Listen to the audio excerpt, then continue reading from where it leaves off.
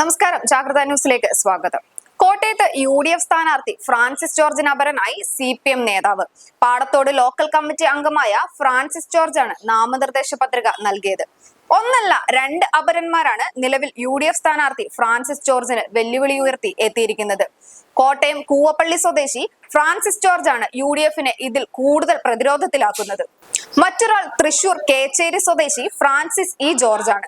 നാമനിർദ്ദേശ പത്രിക സമർപ്പിക്കുന്ന അവസാന ദിനമായ ഇന്നലെയാണ് രണ്ടുപേരും പത്രിക നൽകിയത്. അതീവ രഹസ്യമായിട്ടുള്ള നീക്കം ചേർക്കാൻ അതുകൊണ്ട് തന്നെ UDF സ്ഥാനാർത്ഥിയായ ഫ്രാൻസിസ് ജോർജിനും സാധിച്ചില്ല.